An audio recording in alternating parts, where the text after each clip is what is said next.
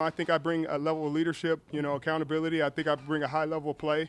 I think sometimes from the outside looking in, people think, oh, man, he's this old, and that changes the way you play, but it really doesn't. My standard of play is just higher. You know what I mean? The standard that people hold me to is just higher. I'm not allowed to have bad games. I'm not allowed to give up catches, without getting killed. So I think the accountability part, I'll bring that, and hopefully I'll earn the respect of my teammates. Buccaneers, go Bucs! Once again, should be NFL Executive of the Year. Bucs GM Jason Licht addresses the position of need, plundering the free agent market to bring in a proven commodity, 5-time Pro Bowl defensive back Richard Sherman. Perfect start for our seaworthy vessel. Welcome to another episode of the Spanish Pirates Bucket Up podcast. You know us, Tom, Jaime. So, Jaime, how much do you love Sherman coming aboard? Muy bien, mi amigo. Muy bien. Hello, Tom. Yeah, I mean, definitely having Sherman in the fold with the team, I think it's a tremendous addition. Of course, he's a veteran. A lot has been said about his intelligence on the field and off the field. The guy has seen all kinds of offensive master plans.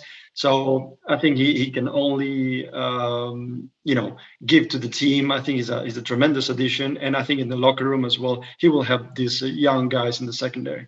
No doubt. And a bargain. Again, Jason Licht brings him in 1 year, $500,000 with incentives up to 2.5. The proven commodity, intelligent, competitive, should be a compliment to whatever the Bucs secondary wants to do. He's talked about in the press conference, needing to earn their trust. So I think he comes in with the right attitude. Don't think he'll play Sunday night. Tom Brady, once again helping the team out. He's the GM. He's Jason Light's assistant. Sidekick. Yeah. He's I think he must have been like a salesman or something in another life, because the guy is bringing all kinds of cars, let's say, luxury cars that were either retired already and they're coming back, or from other teams, and you name it, Gronk, Antonio Brown, Gio Bernard, Fournette, and now Sherman. I mean, this guy has been doing an absolutely amazing job. Just giving them the call and say, hey, you want to come play? It's an offer they can't refuse. No. Right. And speaking of Brady, can't avoid talking about, we've been inundated by the tsunami of anticipation and hype for Brady's Sunday night return to Foxboro. Of course, he led the Patriots to those 6 Super Bowls in 20 years, maybe the biggest regular season game in history. I don't know. Such a juicy matchup, though. Can't wait for that.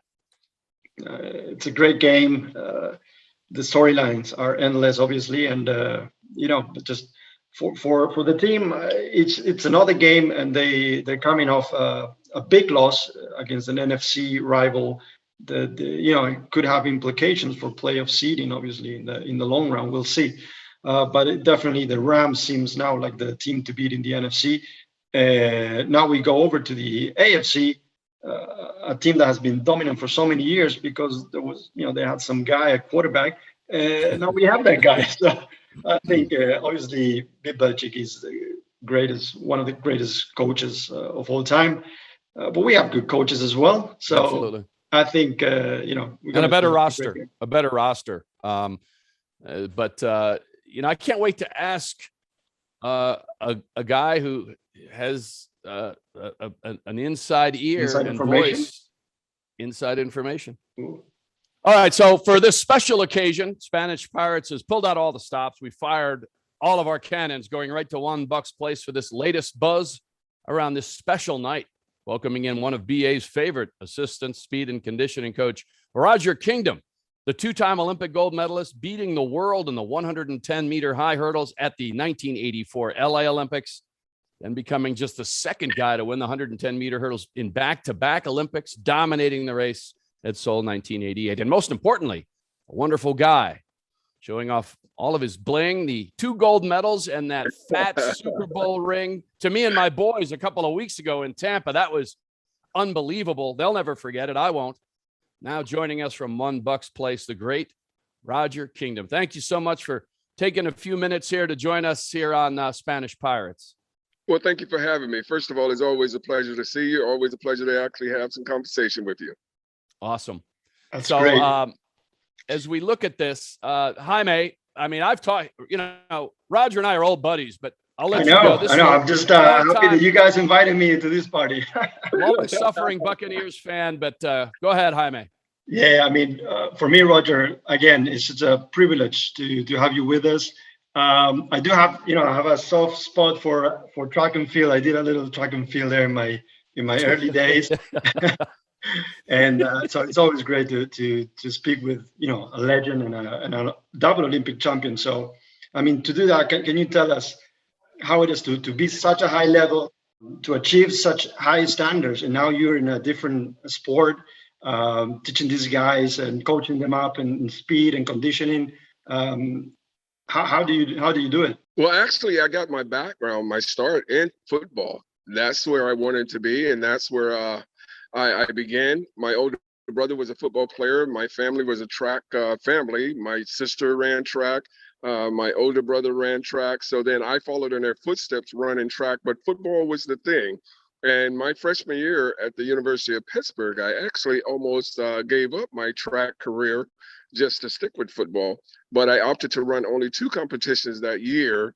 And in those 2 competitions, I did well enough that it drew me back for another season. And in that second season, I actually won the NCAA. So I redshirted after winning the NCAA's football to actually train for the Olympic Games, because that just happened to be 1984. So after making the team, winning my first gold medal, then I decided to forfeit the remainder of my scholarship to pursue track and field as a career.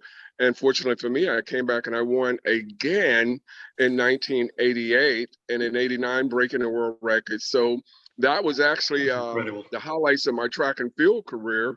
But once I retired from track and field, I went back and I interned with my old football coach at the University of Pittsburgh. He was the strength and conditioning coach, Buddy Morris. And that same year that I was interning with him, he ended up getting the job with the Cleveland Browns as the head strength and conditioning coach.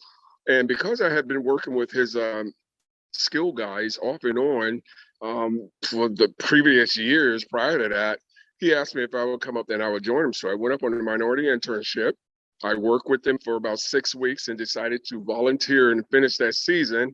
That's and great. At that time, Coach Arians was the offensive coordinator. He was. And that's right. Todd Bowles was defensive back coach there. And Todd McNair, the running back coach, was also the running back coach at that time. So I got to meet a lot of these coaches. And because I met them and they knew of my background in football, it gave me an opportunity whenever Coach Arians got the job, is to actually sneak in as a speed and conditioning coach, because he saw what I was capable of doing the time that I was in Cleveland. That's amazing. And then, we know the story. It's great that you then followed BA to Arizona. And then after a little bit, you're in Florida, getting married to Mary, right? I had a great time meeting her. And then he said he gets the job in Tampa and calls you up again on the golf course. Another no-brainer for you. So now you go there. Can you tell everybody exactly what you do for Coach Arians? Because I think it's a special. You're the only speed and conditioning coach in the NFL, and we've talked about it. And it's a field that should open up because they need to learn how to run fast quickly. Yes, I guess the funny thing was he did call me when I happened to be swinging a golf club. Of course, and I was on a par 3, and everybody kind of thought that I had gotten a hole in one because he asked me, "Hey, buddy, do you want to join my staff?" And I said, "Heck yeah, what do you think, that a trick question?" So after that, I yelled when I said yes, and everybody thought that I got an ace. So, but no, it wasn't an ace. But anyway, for me, you would have thought that it was joining his staff. And what I do for him specifically is I teach a lot of these young players how to run properly. And then teaching them how to run properly, that make them stronger, more efficient, and a healthier athlete. Because if the body is utilizing its power and its strength in the angles that it's designed to, then it'll keep that athlete in a better position to be safer. A lot of people talk about speed can't be taught, but I dispel that myth, and Coach Arian knows that, and that's one of the reasons why he asked me to join his staff. If you teach a person, any lay person, how to run properly, they're going to get better, and there's no doubt about that. It all depends on your genetic makeup, how faster you're going to get, but through improved mechanics, strength and conditioning, and learning proper technique, you're going to get better. That's great. And there's a couple of guys there in the team that are really really fast. Like we've heard over the offseason, Scotty Miller, even challenging Derek Hill, saying that he was the fastest guy in the NFL. Hey, we got a lot of guys that can lay claims to that. Scotty is one of them, but you got a young kid that just came in, Jalen Darden. I mean, he's Darden. pretty darn quick too. Yeah. And don't dispel guys like Chris Godwin. Chris Godwin has a lot of speed too. Now, with long-legged Mike Evans, people underestimate the speed that he has. He's improved dramatically during the off season. And then we got some of the older guys like Rob Gronkowski, who's still looking like he's a second or third year guy in the Amazing. league, and he's been around for a long time. So improving on the mechanics and having them to buy into the system and working hard, you see the improvement. All right. There's a certain aura. Well, while we're talking about that, let's just keep on the Richard Sherman. What a signing. Jason Light doing it again. Tom Brady, we'll talk about him in a minute, using his connections, talking to Sherman a couple of weeks ago. They bring him in. I imagine getting him up to game speed might be one of your top priorities. Yes, it will be. I had a conversation with him today, asking him his background, what he's been doing, what kind of competitions. I've already met him before in the past. So Okay. to know what type of training he's been doing, it helped me to see exactly where he is. And he told me he's been doing a lot of gathers, a lot of position drills and things of that nature. So that's a good help.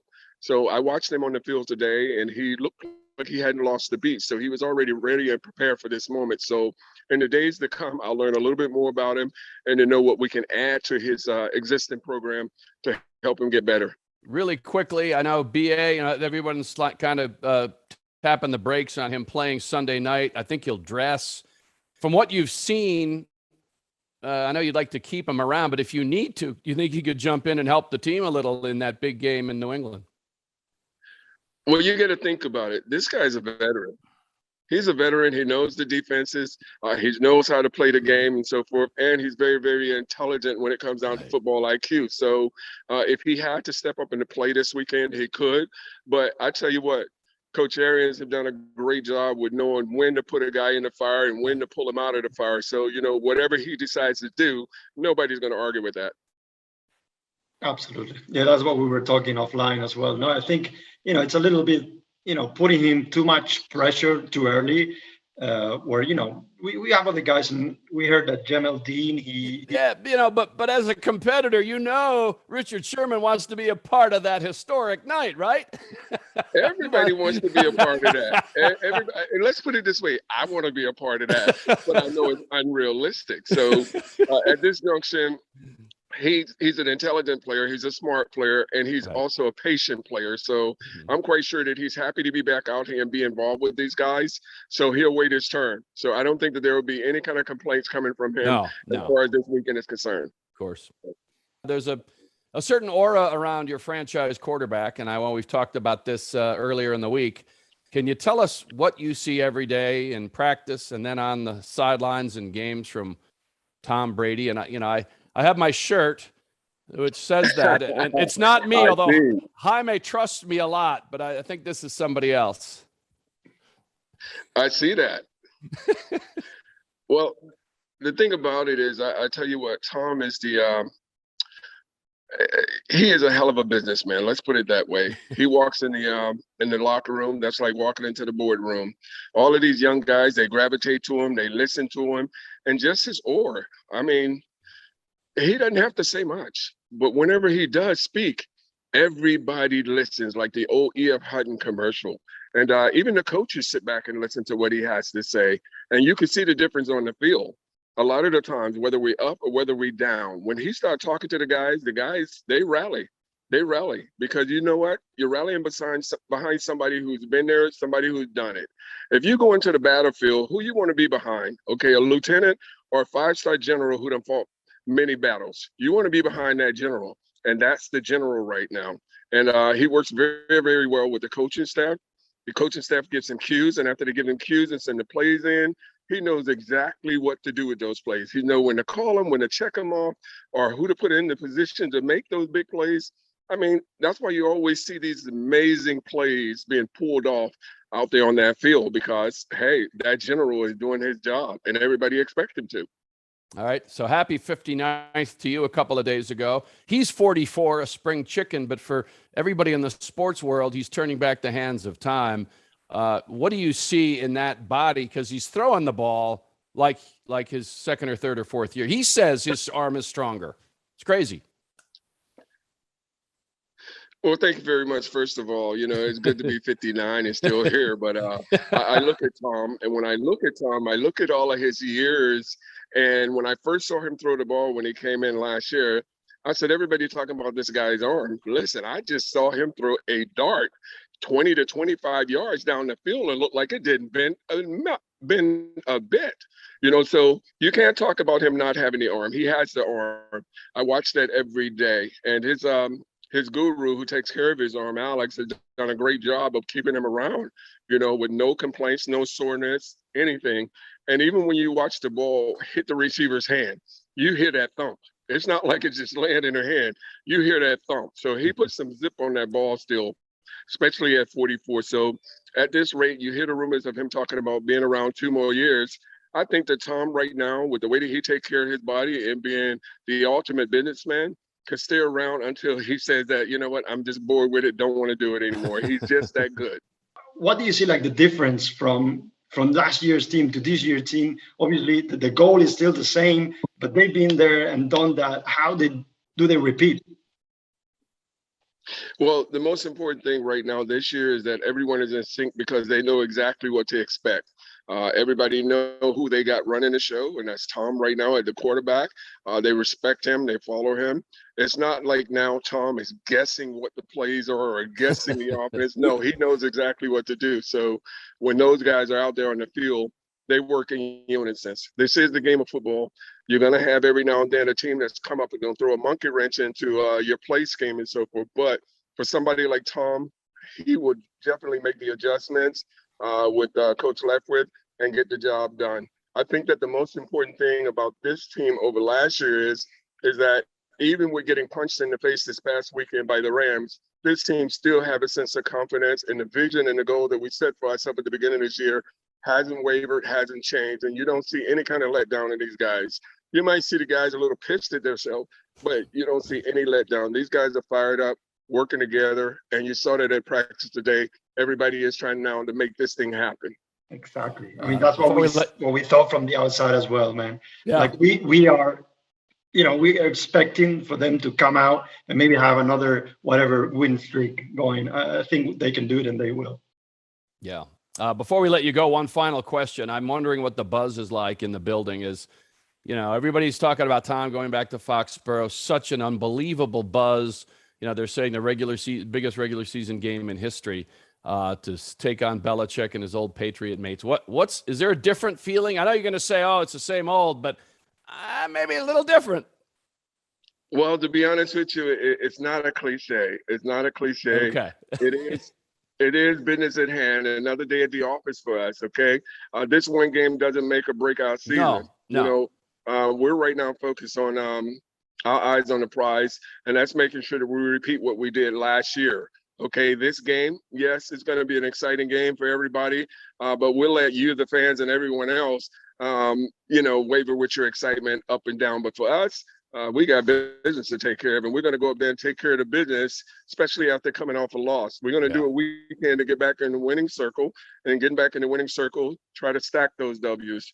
That's our goal right now. So that's why for us here at One Buck Place is just keeping our eyes on the prize, and it's business as usual.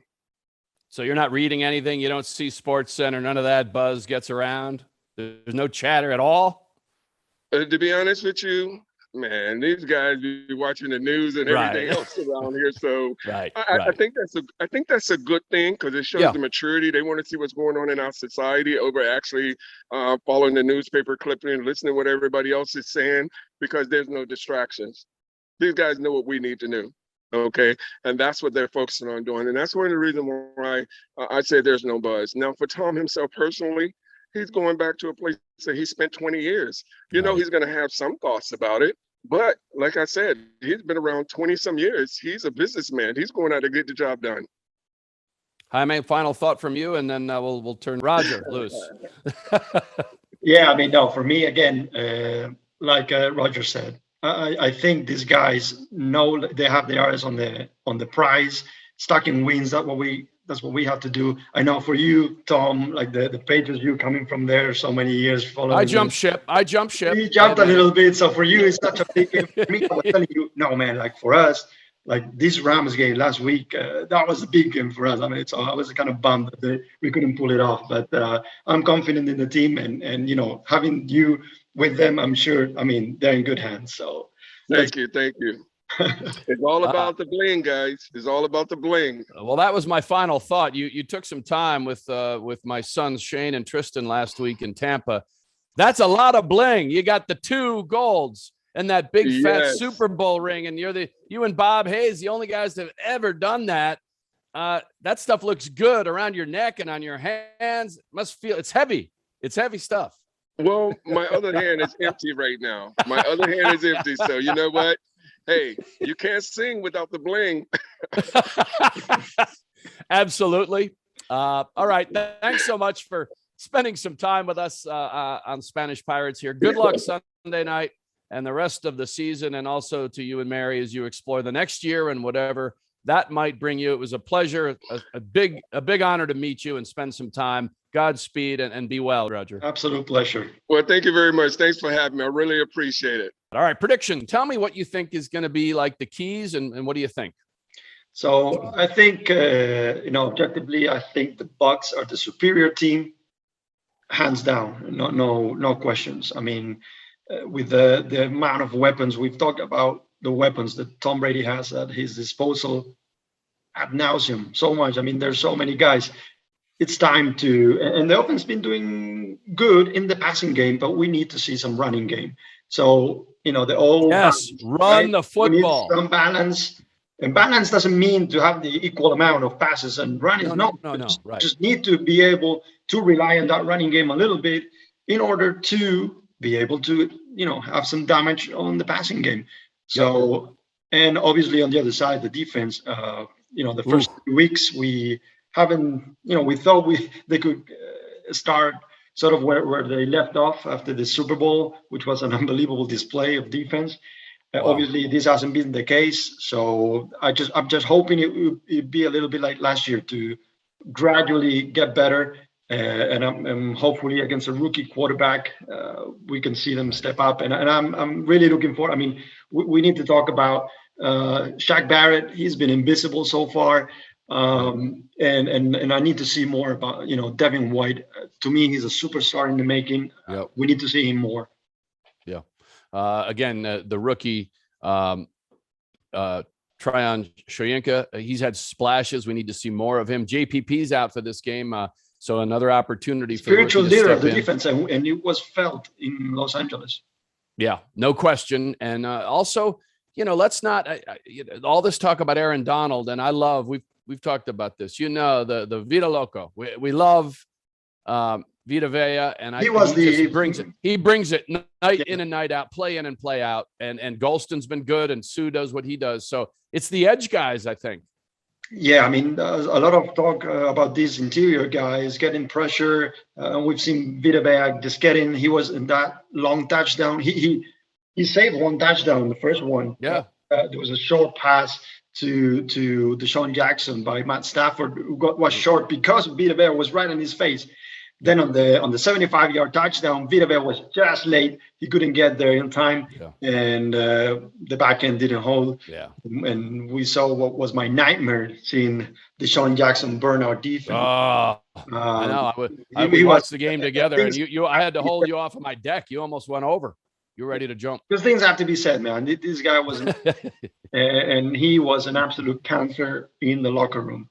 He, along with another player came from the Washington football team, they were absolute cancers, and they polluted the whole locker room. So, to see them succeed against us is just, it's unforgivable. But there you go. That's football, and, we got to move forward. So, yeah, definitely we need the edge guys to take advantage of this beast that we have in the inside, Vita Vea, Ndamukong Suh, and Golston, and obviously Nacho, and they all rotate, and that's a big concern as well. There's a lot of rotating, and the snaps that Vita Vea are getting on Sue, they're going down by every game. I'm not sure why. Well, I think that's part of BA's plan to, try to keep him fresh all year. And I like that they rotate, but you can see the offensive coordinator's game plan when they see the switch, it affects their play calling. But that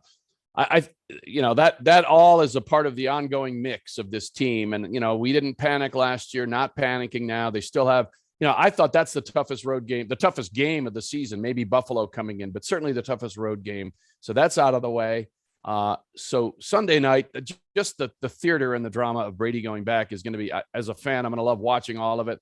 I think the Patriot fans will cheer him in the beginning when they introduce him. And from then on, he's the enemy and it's all on. And I think Tom's going to love every minute of it going back. Obviously, he'll have it's some how nerves. it should be. No, Oh, absolutely. And they left on fairly good terms and he helped them win 6 Super Bowls. I think that they owe him that. And then once they kick off, we'll see what happens. I hope he has a big game. So I'm going to go with, 34-17. For the Bucs, I'm guessing. Yeah. And you put a number. Yeah, on it. I'm also taking the Bucs over 30 points as well. So I'm gonna say we're gonna roll over 38-21. Oh, okay, that's good. Well, this has been another. We do these situationally when we feel like the buzz is there. Certainly, the buzz is there for Brady's return, and being able to be in the same podcast with a guy like Roger Kingdom is truly amazing. Again, thanks to him. Look forward to it. I hope our Spanish pirate mates out there enjoy the game. Hope you enjoyed this. And Jaime, I salute you with an iron matey. And let's do it again soon. Absolutely. Farewell. Go Bucs. Ahoy. Ahoy. Ahoy, matey. All right. All right.